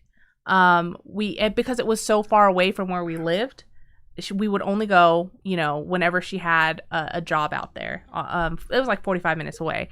And we would stop at Blockbuster, grab like 5 or 6 movies, and then go home, watch them for the week. And then the next time she was out there, we would go with her and then return the movies, pick another 6. We had a very similar ritual. We would go to Box Office Video, which is similar to Blockbuster. And I think we would rent 3 things. And we were allowed to rent 1. So we could rent a movie or a video game. We couldn't get both. Yep, you're right. You're absolutely right. So we would beg. Sometimes we both really wanted a game. We'd be like, please. And my dad would change out one of his movies for us to get one of the video games. That's nice. And then he'd go behind that curtain where the kids weren't allowed to go. Oh, and it was porn? And he'd come out with like 17 or 18 videos. You're lying. No. Was He wouldn't come out with that. He wouldn't come out with that many. I don't even know if he would come out with any, to be honest with you. But he would definitely there for the pictures. He'd definitely go back there. So I remember when Blockbuster, towards the end of its life cycle, carried a lot more anime. And so that's how I started watching more anime, is we would rent anime from Blockbuster or video games. I would rent PlayStation 2 games from Blockbuster. Like there was one Britney Spears dancing game. Fucking rented that one. Our age gap is not significant, but when you say things like that, I'm like, they rented games for PlayStation 2 at Blockbuster? Yeah. It's like, for me, I was like, I remember the transition from NES to Super NES. Oh!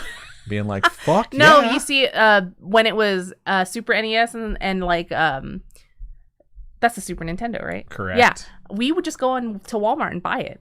It was it must be nice to have all that money, Robin. Well, it was only fucking $10. It was so Super cheap. Nintendo games? Yeah. You're out of your fucking mind, Robin. Some of them ran up to $60, $70, $80, $90. When we went you were probably buying games that were like 40 fucking years old. All I'm telling you is that's how much we bought fucking Prince of Persia for the SNES. It was so fucking cheap. My parents bought us Prince of Persia, and like it was either Mortal Kombat or one of the Super Mario games.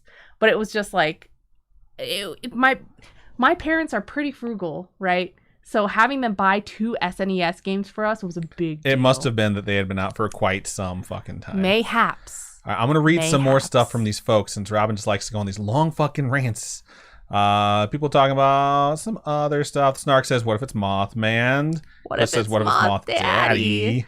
Snark says, haha, it's his son. He knows how to use tech. That's funny. Lindy, over there on Facebook says, hi. Hello. Lindy, thank you for joining us. Velkommen. Amelia P. joined us on Twitch. It's super late, but hey, Spooky fan. Hello. What up? Thank you for joining us. Gonna keep... The Snark says, have you seen Q-Force? Is that the movie about the hamsters? Or is that G-Force? No, I don't know. No, Q-Force, I think. Is that an anime? Fuck, I don't know. I drank too much already.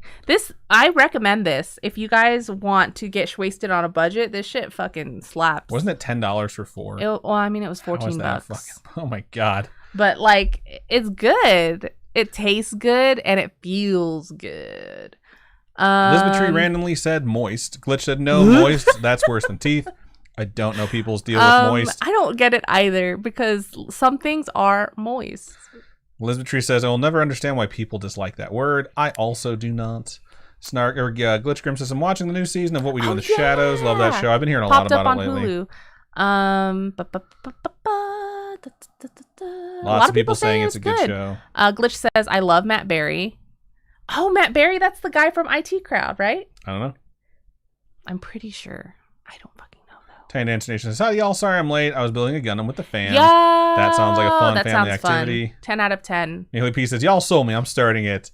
So lots of people watching the that. Snark says, y'all, the garlic fried chicken truck, Island Tucky fried chicken, just opened a brick and physical place called Uncle Frank's Hawaiian Barbecue. Best garlic fried chicken in town. Interesting. I will try it. Tell us on which side of town.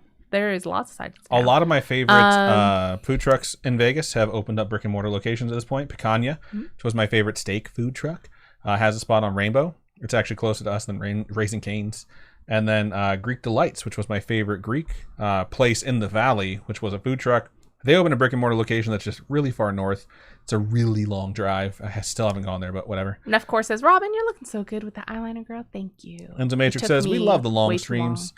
We appreciate that. Enzo Matrix says, which Gundam? Yes, I would also like to know which Gundam. I just bought a new one. Which one? She did. Also, when she was buying a new one to celebrate the fact that she passed her summer courses in celebration, she accidentally bought the lighting kit. Yeah, I bought the lighting kit because I thought I bought the Gundam and then I was going to buy the lighting kit later. Turns out I fucking bought the LED unit first, and the actual Gundam cost $250 fucking dollars. Shoot me now. Still gonna buy it, but worth. I was so annoyed because I opened the box and I was like, why is this box only like this big? And I was just like, fuck, my brain is dumb. You can see behind Adam. Right there. Look at this fucking shit. LED kit, not the actual Gundam. Stop yelling, dog. Fuck you.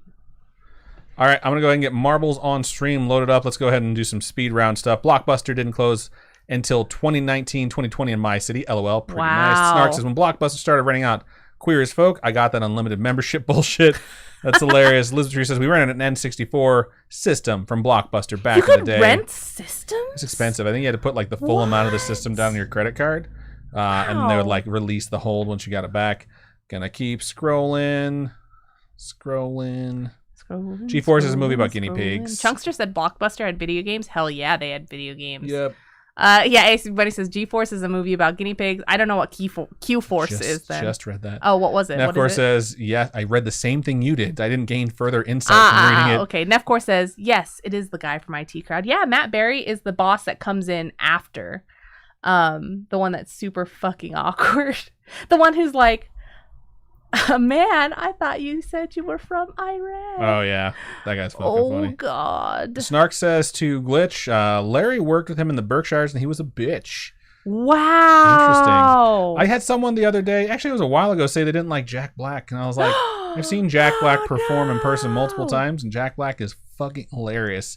He also does a lot of amazing stuff for the community. So I'm sure he said something that person wound up not liking. Snark says, Adam, so you remember the empanada truck? I do not remember an empanada truck at all, to be honest with you. ASB Bunny says, what number was the SCP Robin just shared? 2030. 2030. Yeah. Q-Force is an animated show on Netflix, and it's a queer comedy spy show. Right on. That sounds good. ASB Bunny says, we rented out PS3s and Xbox 360s. What? Oh my God, that existed? You had to put down like the full amount of the system on your credit card, right? And then when you returned it, they just took that off and then charged you the rental fee. I can't remember how it worked, but I remember my dad was like, we're not fucking doing that. I was really responsible when it came to 360s. I bought a 360 in whatever special edition I wanted. What a waste of fucking money.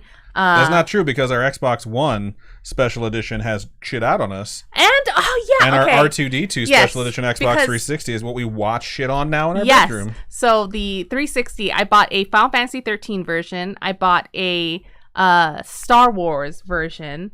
I bought like 2 other ones. Exclamation point vote space and the number of the corresponding right tracking now, wires. because of our Halo version of the Xbox One just crapped out on us.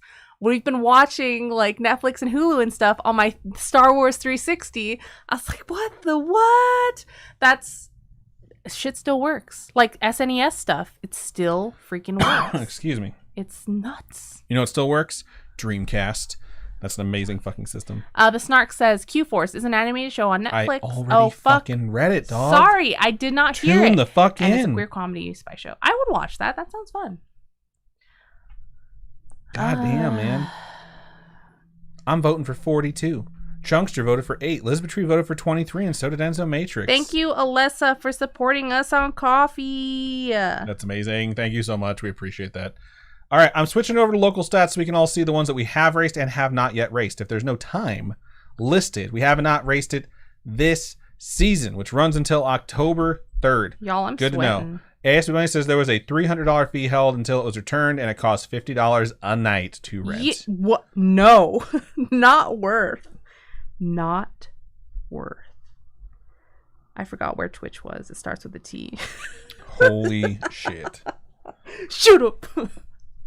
Man, my sister's so fucking cool. I'm just like mind blown by how cool she is. She's not going to hear this because she doesn't watch the live shows, but you a hero. Yeah, I don't know if you guys know. Have I told you guys? Have I told the show? My sister was like a Marine during the Iraq War. She was like a fucking badass. And now she's a freaking detective that does badass shit. I don't know if we ever discussed that. Yeah, she's fucking cool. She is cool. She could also kick my ass. She's also fucking garbage at Catan. She never watches this, so she's never going to know I said that. But it's true. She is garbage at Catan. So is her husband. This isn't true. They're both pretty good. We just like to talk a bunch of shit to them when we play Catan. Her husband gets fucked over a lot when we play Catan.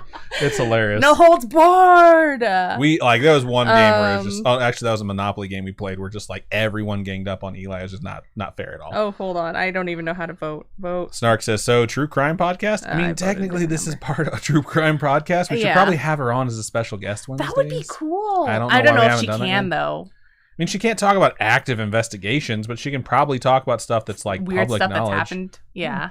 I don't see why not. All right, Alienated. ASB Bunny says, how many siblings do you have? I have 2 sisters. One who is adorable but annoying as fuck, and Jesus, Robin bringing the fucking thunder this episode. And my older sister who is absolutely fucking terrifying. But they're fun. I love them. Glitch said she could use the word redacted a lot. LOL. That's fucking funny. Snark says, do you have to tell us you're a cop? I'm pretty sure, by the way, that whole, like, you have to disclose to someone you're a cop if they ask you. I'm pretty sure it's total bullshit. No, what? I'm pretty sure that's total bullshit. I'll have to look into it. All right, no, because then it's entrapment. Holy shit. No. That's just the end of the bullshit phrase, Robin. It's not like you've actually looked at the law ever. Alienated, a track we've already raced, has won. Takes us on average a minute 55. Robin holds the record, horseshit, with a minute 39. Season stats for everyone else takes them 2 minutes and 12 seconds because the rest of the world are a bunch of slow bitches. And the record holder for fastest record ever is a minute 49, or fastest run ever is a minute 49. It says right here, Robin did it 10 seconds faster. I don't know why her time isn't breaking this guy's time, but either way, let's jump into Alienated. It is our first track of the evening. ASB Bunny says, okay, so we know Spooky Sis is younger. Yeah. My terrifying sister is a lot older. Whoa, it's a fucking UFO! Exclamation point play. Hope you don't get abducted. But she is a lot older than me. She's like a decade older than me. She is not that much older than me. Okay, but I'm just saying she's about a decade older than me. If we're gonna talk shit about them, let's just say that they're not good at Catan. We don't have to insult their age because I am close to her in age. But she looks younger than me, I think. I'm not gonna say that. You're just fucking. This is entrapment. That question right there, that's fucking entrapment, and I will not fall for it. She has better skin than me. That's for sure. I can type an exclamation point player. Yeah, sure. Jesus Christ. She's got the nice pale jeans. I got them. That weird. Just buy different jeans. Fuck you. I asked her today because she was on the news, and you see her outfit, and it's a badass fucking outfit. I was like, where'd you get your pants? I was like, where'd you get your pants? I'm legit asking because I want to know where your pants came from. And Taylor. Fucking killing it. All right, exclamation point play to join in. We only got 13 marbles, y'all. So don't forget to join. If you're watching us over there on Twitch, just type in exclamation point play. The Snark says, Adam, you're playing too much BioShock. I don't know about that. We haven't played in like a month, so it's a bummer. We should be playing this Saturday, though. I'm so thankful that people are still donating on coffee because we really don't get a lot because they're one-time donations. Right. Which I appreciate because that means everyone's going on Patreon, right? Or Twitch. Or they're trying to do it here on Twitch. But I think folks over on YouTube, it's just really weird how you donate on YouTube. So I think it's just easier if people use coffee. And thank you so much. Snark says, you mentioned buying new jeans, spelled Genes. Oh, that's funny. Alisa says, Sisterhood of the Traveling Pants. She is shorter, though. She is shorter than me.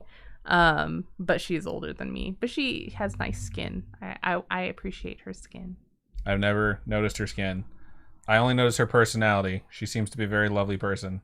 She is a very lovely person. All right, Robin right now, Robin's ghost ball is in the lead. She called me the other... No, if you abduct me... Oh, Jesus. Amelia P. is gone. Oh, no. Maybe it just stops you. Okay. That's not that bad. Everyone else... No. Nefcore, look, she's got... Nefcore's gone. Nefcore's gone, y'all. Oh, my God. She got abducted. ASB Bunny got launched.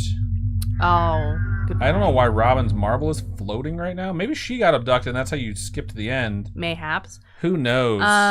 Let's see. ASB Bunny said, if I could have survived without money, I would give you all my cashola. Aw, thank you. The Snark says, as a fellow Asian Robin, you're freakishly tall. I get that a lot when my parents bring their friends over and stuff. They're like, why are your kids so fucking tall?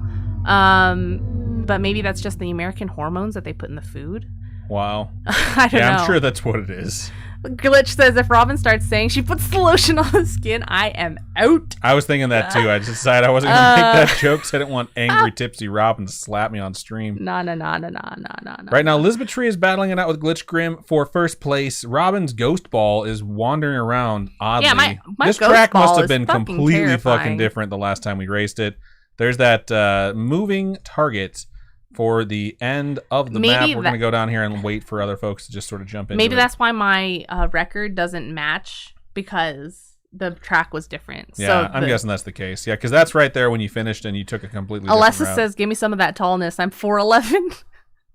I'm tall for an Asian. I'm not tall compared to other people. You are kind of tall compared to other people. Really? I'm only 5'8". I'm 5'7" and like 3/4 or some shit. Glitch got launched. Elizabeth Tree is going to take the victory. Congratulations. I have like 3 stickers that I need to mail out, and that reminds me that I got to do that.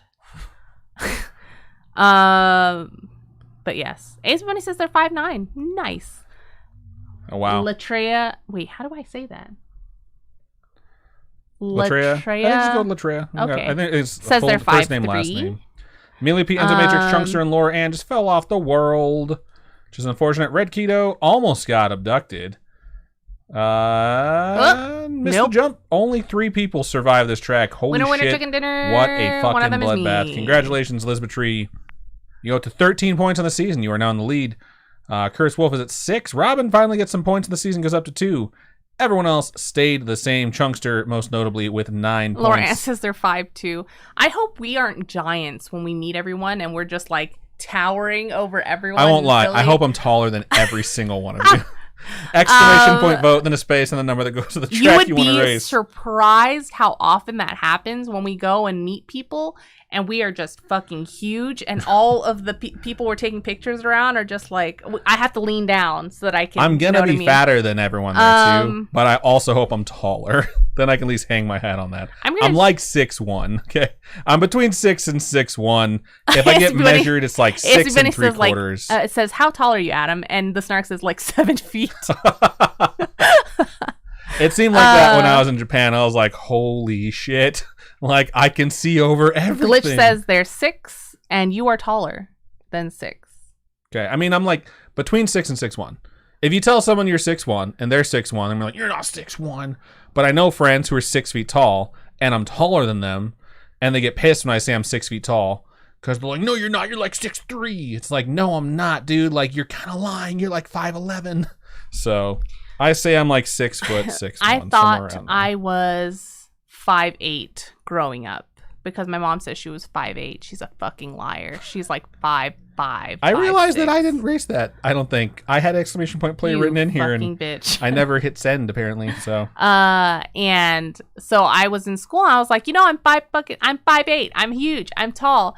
And then my PE teacher's like, nah, we're gonna measure heights today. You're like 5'5", dog. I was like, fuck this shit. I was so annoyed. Oh my God. I went home and I was like, Mom, you lied to me. Your shoes make you taller than you are. You lied to me. I punched the wall until my hands were bloody. The snark says, but like, I can wear heels. That's funny. We all can. My mom yesterday, because she's in town. No, the day before yesterday, my mom and dad asked me like, oh, why do you wear heels all the time? And I was just like, cause I can. I don't know. Like, I can be barefoot. She can be in heels, and I am still taller than her. That is very true. So whenever we go to weddings and I'm still in heels, I'm still shorter. It happens. Whatever 59 is. Elizabeth Tree says, I always thought I was 5'4", but found out last year I'm 5'5". Yes, added in. 5.15 inches. Chunkster says, I will never wear heels. I twisted my ankles, and it hurts. That sounds painful. Glitch says, well, damn, at least I bet you I'm fatter. What the fuck? I don't know, Glitch. Y'all, don't put yourself down. Let's talk after this. All right, 59 is the track we're going to race. It is Gerg Splashtastic. What is that? Sea Venture. Sea Venture? What the? It's a great fucking name. We've never raced it before. Oh, no, I already read that one. ASB Bunny says, woo, an inch is a lot. An inch is a lot. All right, average time for normal folks is 1:24. Average times for the world record holder is 47. Amelia P says, I wish I could wear heels. I'll die or break something for sure. You know what? I had a friend when I worked at the board. Holy shit. Oh, exclamation point play, folks. This looks amazing. I want to play this one 1,000,001 times. You can have 500 people. Wait, you can always have 500 That's people. That's how it's always been. Fuck, I'm stupid. That shows how often Robin pays attention to the show she's on. Shut the fuck up. Okay. I worked with a guy named Eric, and he is the one that made me buy my first pair of heels. Did he also slap you at some point? He also slapped me to get my shit together because I was freaking out. We were closing the store. I worked at Borders. I was closing the store. Money wasn't matching up, and I was panicking. Panicking. He just slapped me, and he's like, get your shit together. She panics a lot. I found the money. But yeah, and he talked me into buying my first pair of heels, and I haven't gone back since. So she barely wears heels nowadays, to be clear. You wear flats a ton. My sneakers are heels. All my boots are heels. Sneakers are sneakers. My heels are heels. Your flats aren't. I only have one pair. Have you joined? Yeah, I did, bitch. You don't have to be rude. I even pressed enter. Everything. Why don't you just shut the fuck up? How about that? I swear to God, I will delete you off this program. Everyone, type if you're on Twitch, type !play because it's a free opportunity for y'all to win free sticker shit. If you're just sitting there and you're like, hey, I'm listening to this podcast, but I'm not going to pay attention. Why don't you pay attention? Why don't you type !play? Why don't you enter this free race, free sticker? Hello, you got 9 seconds. 8, 7, 6, 5. The snark says, 4, I will race Adam in 3, heels, lol. 2, that will end very badly with me 1. in very much pain. Race. Elizabeth says, my ex-husband wouldn't let me wear heels because I was taller than him with them on. If That Robin is was taller some than me in toxic heels, masculinity. I would let her wear them whenever the fuck she wants because none of my fucking business what she can wear. I'll just support her. I don't know how the fuck to follow this track, but holy shit, is it insane? Oh, look, Let's it's a zoom shark! out. It's a shark. That's an octopus. This track is sick. It's crazy. ASB Bunny says, Robin, please drink some water. Wait, I don't have any. Oh, wait. All right. ASB Bunny said to Elizabeth Tree, that's why I always date guys that are taller than me. Also, I'm not cute from a lower angle. What the shit? I hope my lower angle looks good because I don't see myself from it very often because I don't see it when I'm looking in a mirror. However, that's how a lot of folks that I know do see me. So I should probably start Glitch carving says, like, death hello. by snoo. That's funny. Um, Right now, I think Elizabeth Tree's in the lead. this track it's so hard is to tell. sick, dude. Nefcore's coming on that center killing track. it. I would go to this that's a water water park. slide. Is that weird? I would fucking go to this water That's park. a little bit weird because this doesn't look very fucking OSHA regulated. No, or it is anything. not safe, but looks fun as Me fuck. and Elizabeth Tree went down the water slide and we're like, fuck this. ASB Bunny is also near shit. the end. I don't know where the fucking end is, actually. Oh, that's the Finish. end. See, all it takes is for me to actually hit ! play, and I win. However, Amelia P., congratulations, you will collect the prize. So do not forget to type in ! merch. The Snark says, I love hugging taller guys, but other humans. I actually enjoy hugging taller people. It doesn't happen very often, though. Like, Happens every time we hug. oh, well, yeah, but other people, friends and stuff like that. There's no one that's a head taller than me or anything. Everyone's usually the same height or shorter. All right, it looks like I have gone up to 7 points, while Amelia P. goes up to 5. Congratulations on double digits. Cursed Wolf is up to 9. Elizabeth Tree is in the lead with 15. Captain Fake Guy's at 9. ASP Bunny goes up to 7. Enzo Matrix doubles their total up to 2. And Nefcore goes up to 3. Everyone else has stayed the same. Again, Chunkster, shout out to almost being at double Alessa digits. says, it reminds me of the amusement park in Spy Kids 2. I've only seen Spy Kids 1. I've never seen Spy Kids 2. I've never seen a Spy Kids. What? How can you not have watched the movie for Antonio children when you were Banderas? 25 years old? I don't know, Robin. I don't know. Fuck. Can't even say his name. That Antonio Banderas is so cute in that fucking movie. Is he, though? You know what movies he's cute in? Desperado. No, It's Salma you know Hayek's what- first movie. you know what he's cute and in? they bang. You know what he's cute in? Puss in Boots. I've never seen a Puss in Boots. Holy shit! I've seen the Shreks, but I've never seen Puss in Boots because I was like, oh, so it's like Shrek, but not as funny. Got it. So, sorry, Antonio, for not watching your fucking movies. Antonio, hit You're me doing up. just fine without me. Okay. I've watched, to make up for it, I've watched Desperado at least 500 times as a kid. Fucking love that movie. Elizabeth Tree says, Floop is a madman. Help us. Save us. Floop is like this mad scientist in Spy Kids, and he makes these creatures, these crazy creatures out of people. It's weird. It is creepy. I don't know. You should watch it. Okay, got it. All right. Enzo Matrix says Desperado. Alessa Such a says, good movie. Antonio, sponsor the podcast. That would be pretty fucking That cool. would be fucking sweet. Come on, Antonio and we'll interview Banderas, you. if you want to just film like a little tidbit, like a little snippy snip of you just in your sexy voice just being like, listen to the Scaryish Podcast. That's not a bad impression. I was going to start talking shit about it, but that wasn't too bad. I was like, would Antonio, fucking- what? Where is he? I would fucking love it. I would love it. I would fucking love it. He's in okay. so many action movies from when I was younger that, like, that, if you've never seen the movie Assassins with Antonio Banderas and Julianne Moore I fucking and Sylvester love Stallone, him. check that fucking movie out. He's so good in that goddamn movie. All right, before we turn this into a movie podcast yet again, him in even in Zorro, so good. he's so fucking good. so good. Mask of Zorro, such a good movie. good. Didn't see the sequel. I apologize for that too. I just watched Desperado a bunch instead. So. Amelia says, "Damn, I might have to watch Desperado ASAP." Hell yeah. He is just so. Oh my god. Okay. Just one more thing before we leave. Antonio, hit us up. One of the hardest things for me to deal with as a kid was watching the movie Desperado and seeing his long hair pulled back in a ponytail and thinking to myself, I'm going to grow my hair out and have a ponytail like Antonio Banderas. And I was like, he's Mexican and I'm Latin. So I think this will work. Turns out Latin means a lot of different things, which I didn't know as a kid, and I was Puerto Rican and part Spanish. My hair is very different than Antonio Banderas. Curly. Your hair is so I've done the curly. ponytail thing, but in order to have it or look anything like his in that movie, I have to straighten it, and I don't have the fucking time. So that said, let's go ahead and move into the outro. Marking it. All right, so we're going to go ahead and wrap this thing up. Thank you so much to everyone who listened to us read these 4 SCPs. It was fun. I love SCP Foundation. I think it's one of the most... I think this is probably my favorite thing I've discovered while doing this show, which I never would have discovered had Robin not covered it during one of our topic episodes when she covered one of the more notable podcasts about the Russian sleep experiment, right? Yep. And that one's that real. was a creepypasta. Was that a creepypasta? Yeah. I think that's when we started talking about SCPs, but either way, we hope you enjoyed it. Please reach out to us on our social medias if you want to suggest an SCP for us to read. We had someone during the live show say, please read this one. So we're going to add it to our list because that sounds like a fun time to do.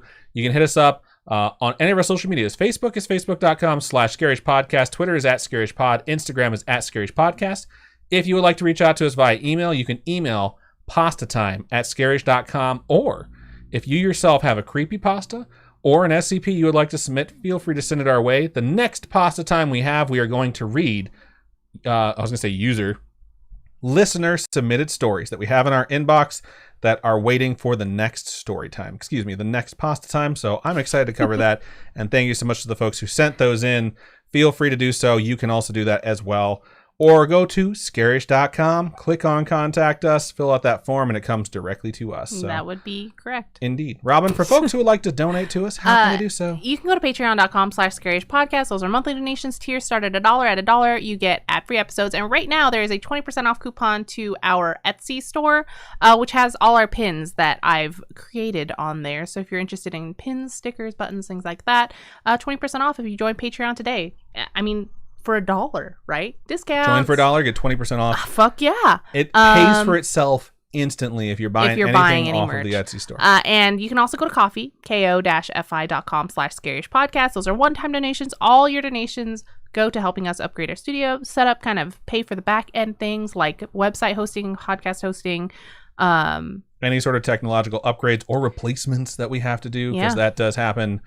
Not that frequently, knock on wood. We have to replace our mic arms and things like that. Lots of things that we've had to do in the past, and we don't have to fret or freak out because we have folks that donate to us. Of you folks, yeah. And we really couldn't be here without you, and we're so incredibly thankful. So thank you, everyone, for listening and sharing us with your friends and family, and we love you. Indeed. So thank you so much one more time, but I think that's everything we have for this episode of Pasta Time number 16. So Robin, 16. Go ahead and sign us out. Keep on creeping on. We'll talk to you guys later. Bye. Bye.